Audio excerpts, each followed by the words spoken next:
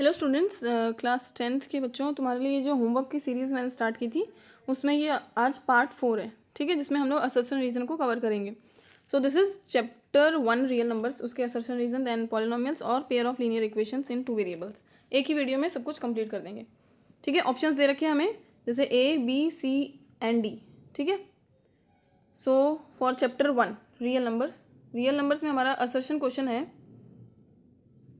Chapter 1। ठीक है, chapter 1 में question number 1, that is the perimeter of triangle ABC। देखो ये ट्राइंगल दे रखा है यहाँ पे, इज अ रैशनल नंबर। तो देखो हमारे पास जो राइट एंगल ट्राइंगल है, हमारे पास ये ट्राइंगल है BA and this is C। ये 2 सेंटीमीटर है, ये 3 सेंटीमीटर है। तो पाइथागोरस लगा के, क्योंकि 90 डिग्री है तो पाइथागोरस लग जाएगा। तो AC क्या हो जाएगा, √AB square plus BC square, यानी कि √2 स्क्वायर है ना, 2 स्क्वायर प्लस 3 स्क्वायर, यानी कि 4 + 9, जो कि हो जाएगा √13 यूनिट्स। ठीक है, √13 यूनिट्स। तो बोल रहे हैं the perimeter of triangle ABC is a rational number. देखो इनको ऐड करेंगे, 2 + 3 5, 5 + √3। पेरीमीटर कितना आया, पेरीमीटर इज 5 + √13 है ना, 13 है। तो √13 की वजह से ये इरेशनल नंबर हो गया। तो यहाँ पे जो रैशनल नंबर दे रखा है तो वो बात गलत हो गई। So assertion is wrong. अब रीजन चेक करते हैं। The sum of squares of 2 rational number is always rational. देखो ये बात सही है। कैसे, रीजन के लिए, 2 स्क्वायर नंबर, कोई भी 2 स्क्वायर नंबर, जैसे 4 + 9, तो ये हमेशा हमें एक रैशनल नंबर ही देगा। ठीक है, जैसे 9 + 4 = 13, एक रैशनल नंबर है। ओके, सम ऑफ स्क्वायर्स मतलब स्क्वायर्स नंबर्स का ही लेना है हमें, of 2 rational numbers is always a rational number, that is true. ठीक है, तो हम लोग यहाँ देखेंगे reason is true and assertion is false, so option D. ठीक है, 1 का आंसर हो जाएगा डी। नाउ सेकेंड में हमारे पास क्वेश्चन है, the number 5n can not end with digit 0 where n is a natural number. तो असर्शन ट्रू है, ये सबको पता है कि 5n में 2 नहीं आएगा, तो ये बात सही है। Now reason, prime factorisation of 5 has only 2 factors. Reason क्यों है कि इसके सिर्फ 2 ही फैक्टर हैं, 1 और 5। तो ये भी ट्रू है। ठीक है, दोनों ही रीज़न ट्रू है, क्योंकि यहाँ पे देखो 2 एक फैक्टर होना चाहिए था, तब जाके हम लोग बोल सकते थे 5n एंड विद डिजिट 0। ठीक है, तो रीज़न भी है ये इसका और स्टेटमेंट्स भी ट्रू है, तो ये हो जाएगा ऑप्शन ए। ठीक है, ए करेक्ट हो जाएगा। नाउ थर्ड, असर्शन में दे रखा है question, √2 5 - √2 is an irrational number. देखो 5 √2 - 2, तो ये इरेशनल नंबर है, तो ये स्टेटमेंट ट्रू है। Next, product of 2 irrational number is always irrational. तो ऐसा नहीं है, जैसे कि एग्जाम्पल √2 × √2, तो ये तो एक रैशनल नंबर बन गया है ना, तो ये वाली स्टेटमेंट रॉन्ग हो जाएगी। रीज़न वाली स्टेटमेंट जो है रॉन्ग हो जाएगी, असर्शन वाली सही हो जाएगी। तो ये हो जाएगा ऑप्शन सी। ठीक है, now fourth, the HCF of 2 numbers is 5। HCF हमारे पास है 5, प्रोडक्ट इज 150, उन दोनों नंबर का प्रोडक्ट है 150, LCM हमें दे रखा है 40। तो क्या ये स्टेटमेंट ट्रू है? देखो HCF × LCM यानी 40 × 5 इज इट इक्वल्स टू 150। 45 से कितना होता है, 4 5 20 यानी 200, और यहाँ 150, तो कैंसिल हो जाएगा ये, है ना, गलत हो जाएगा। ठीक है, ये स्टेटमेंट गलत हो जाएगी, तो हमारा असर्शन जो है वो है रॉन्ग। असर्शन रॉन्ग है। Reason, for any 2 positive integers A and B, HCF × LCM is A × B। तो ये स्टेटमेंट ट्रू है। ठीक है, असर्शन हमारा फॉल्स, रीजन ट्रू, यानी कि option D is correct. Okay, now question number chapter 2 polynomials. Chapter 2 से अब क्वेश्चन है 1, the polynomial px = x² + 3x + 3 has 2 real roots. देखो रियल रूट्स में, क्वाड्रेटिक में तुमने इतना तो पढ़ा है कि एटमोस्ट हमारे पास 2 रियल रूट्स होते हैं, बट वो रियल होंगे या इमेजिनरी होंगे या इक्वल होंगे वो तुमने अभी तक पढ़ा नहीं है, वो चैप्टर 4 से है। लेकिन फिर भी मैं बता देती हूँ यहाँ पे, क्योंकि तुम्हारे सिलेबस का पार्ट तो है ही है। हम लोग यहाँ पे डी निकालते हैं, D is discriminant, b² - 4ac होता है। ठीक है, अगर ये ग्रेटर देन 0 आता है, ठीक है, तब हम लोग बोलते हैं real and distinct roots. Distinct मतलब अलग अलग। ठीक है, रियल एंड डिस्टिंक्ट रूट्स आते हैं। और डी अगर ग्रेटर देन डी अगर 0 के इक्वल आता है तब रियल एंड इक्वल आते हैं। जैसे डिस्टिंक्ट था, अब इक्वल आ जाएगा। जो रूट्स हैं दोनों, जैसे एक का 2 है तो दूसरा भी 2 होगा। ठीक है, डी अगर स्मॉलर देन 0 है तब नो रियल रूट्स आएगा, कि कोई रियल रूट्स नहीं आएंगे। ओके, तो अब यहाँ पे क्या है हमारे पास क्वेश्चन में डी निकालना है। डी के लिए पहले ये पता होना चाहिए स्टैंडर्ड फॉर्म क्या होता है। स्टैंडर्ड फॉर्म होता है हमारा a x square plus b x plus c is equals to 0 where a is not equals to 0। ठीक है, तो बी स्क्वायर यानी हमारे पास जो इक्वेशन है x square plus 3x plus 3, इसमें चेक करेंगे हम लोग एक्स स्क्वायर यानी एक्स स्क्वायर का कोफिशिएंट a होता है। ठीक है, x का coefficient b and constant term c। तो यहाँ पे बी स्क्वायर यानी कि 3 स्क्वायर माइनस डी निकाल रहे हैं यहाँ पे 4 into a is 1 c is 3, तो 9 माइनस 4 3 ज़ा 12, तो नेगेटिव आ रही है वैल्यू, है ना, -12, 9 माइनस 12 यानी 3, तो -3, तो ये वाला केस बन रहा है d is smaller than 0, so no real roots. यहाँ पे बोला ना हैज़ 2 रियल रूट्स, तो ये स्टेटमेंट क्या होगी, असर्शन जो हो गया वो हो गया गलत। Now a quadratic polynomial can have at most 2 real roots, तो ये बात सही है। ठीक है, तो असर्शन फॉल्स, रीजन ट्रू, यानी कि ऑप्शन डी यहाँ पे हमारा सही हो जाएगा। Okay, now second question, second chapter का पॉलिनोमियल्स। अब देखो सेम क्वेश्चन है, x square plus 4x has 2 real zeros. ठीक है, 2 रियल ज़ीरोज़ के लिए अब यहाँ पे हमारे पास a है 1, b है 4 और c 0। ठीक है, तो d निकालने के लिए b स्क्वायर माइनस 4ac क्या हो जाएगा, b स्क्वायर यानी कि 4 square minus 4 of 1 and c is 0, तो आंसर कितना आया 16 and d is greater than 0। d हमारे पास यहाँ पे क्या आया, greater than 0, it means real roots. ठीक है, रियल रूट्स लेकिन डिस्टिंक्ट होंगे। ठीक है, अलग अलग होंगे वो, तो यहाँ पे रियल ज़ीरोज़ बोला है, तो असर्शन हमारा यहाँ पे सही है। नाउ रीज़न, ज़ीरोज़ कौन कौन से होंगे, तो उसके लिए हम लोग इसको फैक्टराइज करेंगे, एक्स स्क्वायर प्लस 4x, यहाँ पे x कॉमन ले लो, तो बचा क्या x प्लस 4, तो हमारे पास 2 0 आए, x एक 0 आया और x एक आया -4। ठीक है, तो यहाँ पे बोला है ज़ीरोज़ ऑफ द पॉलिनोमियल, यानी अगर ऐसा कुछ पॉलिनोमियल है एक्स स्क्वायर, जैसे यहाँ पे लिख भी देती हूँ, चलो एक्स स्क्वायर प्लस ax, तो इसका क्या होंगे रूट्स, क्या होंगे x and x plus a, तो क्या क्या रूट्स हुए, एक हुआ x इज इक्वल्स टू 0 और दूसरा हुआ x is equals to -a, but यहाँ पे a दे रखा है, लिखा हुआ ना 0 एंड a, तो हमें क्या करना है, यहाँ पे रीज़न को रॉन्ग करना है, क्योंकि -a होगा -4 होगा, यहाँ पे प्लस दे रखा है, तो ये रीज़न गलत हो गया। असर्शन है यहाँ पे ट्रू एंड रीज़न फॉल्स, यानी ऑप्शन सी इज करेक्ट।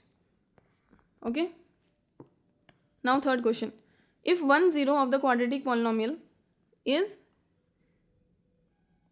देखो क्या है इसमें, is reciprocal of the other then value of k is 8। ठीक है, बोल रहे हैं यहाँ पे हमारे पास जो क्वाड्रेटिक पॉलिनोमियल है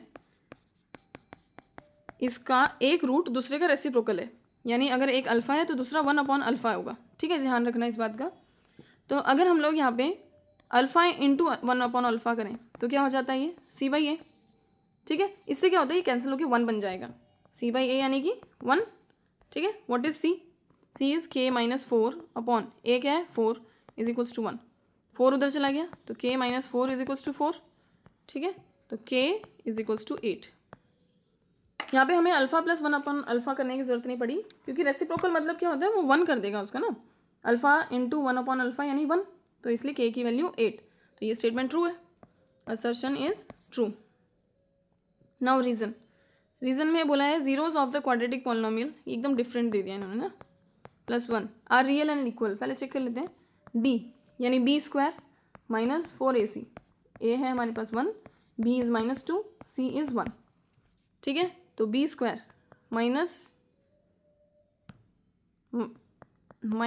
square -4, a is 1, c is 1, तो ये कितना हो गया 4, -2 का स्क्वायर भी 4 होता है, दिस इज ऑल्सो 4, तो आंसर आया 0। तो d जब 0 आता है तब हम लोग बोलते हैं रियल एंड इक्वल रूट्स। ठीक है, so real and equal roots मिल जाएंगे, तो इसमें रीज़न हमारा सही है, असर्शन भी सही है, रीज़न भी सही है, लेकिन वो उसका करेक्ट एक्सप्लेनेशन नहीं है, so this is option B. ठीक है, यहाँ पे बी सही हो जाएगा।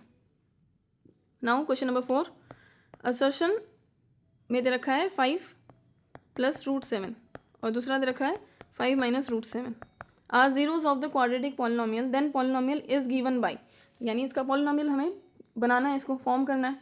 तो देखो अल्फ़ा इसको मान लेते हैं, बीटा इसको मान लेते हैं, यहाँ पे अल्फ़ा प्लस बीटा क्या हो जाएगा, सम ऑफ रूट्स 5 + √7 + 5 - √7, ये दोनों कैंसिल, तो आंसर आया 10।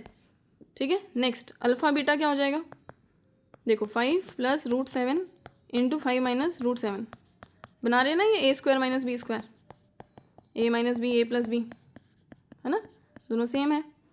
तो ये क्या बन जाएगा, 5 इंटू 5 25 एंड रूट 7 का स्क्वायर 7, ठीक है। तो 25 माइनस 7, 15 माइनस 7 कितना होता है, दैट इज़ 8, यहाँ पे 8 आ जाएगा और ये 18, ठीक है। हमारे पास क्या हुआ, सम आ गया 18, प्रोडक्ट आ गया 18, सम आ गया 10, ठीक है। जब हम इसको फॉर्म करेंगे तो ये हो जाएगा x square minus alpha plus beta, ये सबको पता होगा ऐसे बनता है ये। तो एक्स स्क्वायर माइनस सम कितना है हमारे पास 10x और ये हो गया अल्फा बीटा यानी 18। तो यही हमारी क्वाड्रेटिक पॉलिनोमियल भी दे रखा है, यानी रीज़न इज असर्शन, यहाँ पे असर्शन है, assertion is true. Now if alpha and beta are the zeros of quadratic polynomial then polynomial is given by, तो ये स्टेटमेंट भी ट्रू है, इसी के बेस पे तो हम लोगों ने किया है। तो यानी assertion रीज़न सही है और रीज़न इसका करेक्ट एक्सप्लेनेशन भी है। So option a is correct here. Now chapter 3,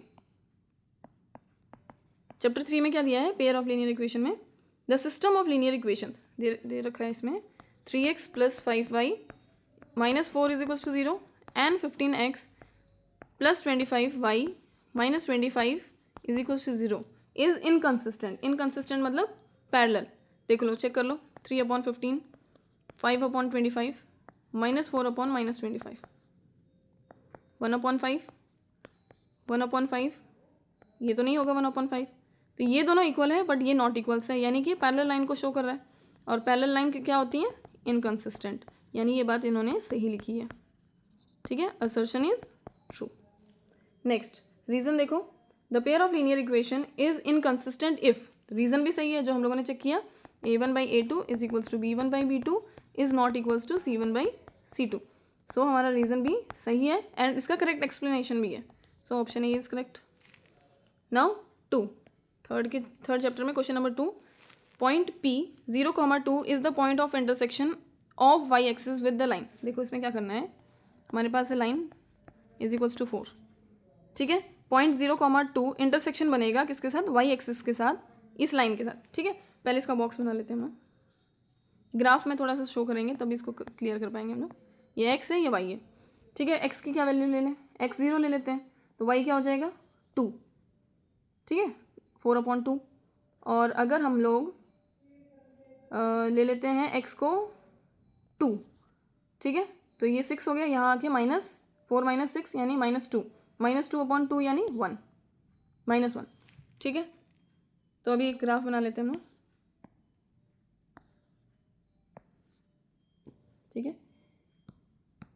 यहाँ पे 0 1 2 3 4 ऐसे, यहाँ पे y नेगेटिव है हमारे पास, तो -1 -2, y पॉजिटिव 1 2, ठीक है। ये y एक्सिस है और जो ये लाइन बनेगी इसके साथ उसको हम लोग देखेंगे इंटरसेक्शन क्या पॉइंट बन रहा है। सो 0,2 कहाँ है, 0,2,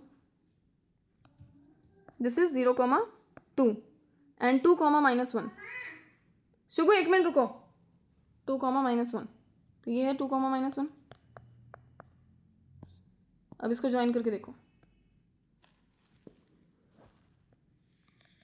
ठीक है। लाइन है तो कहीं भी इनफाइनाइट तक इसको एक्सटेंड कर सकते हैं हम लोग, ठीक है। तो इंटरसेक्शन पॉइंट क्या है, y एक्सिस का और x एक्सिस का।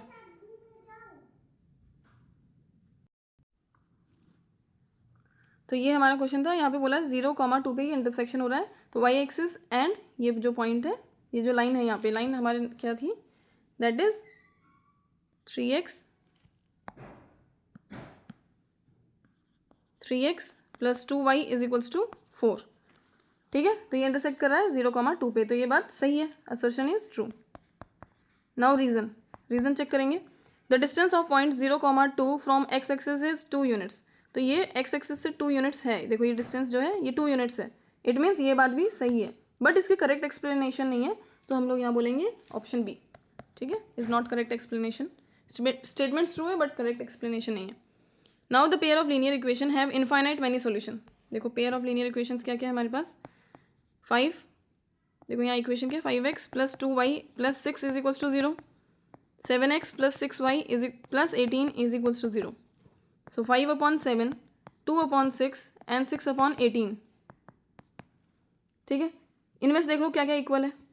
ये वाला 1/3 है, ये भी 1/3 है, बट हमारे पास तो ऐसा कोई केस नहीं है कि फर्स्ट वाला नॉट इक्वल है बाकी वाला इक्वल है, तो हमें कुछ ऐसा मिलेगा।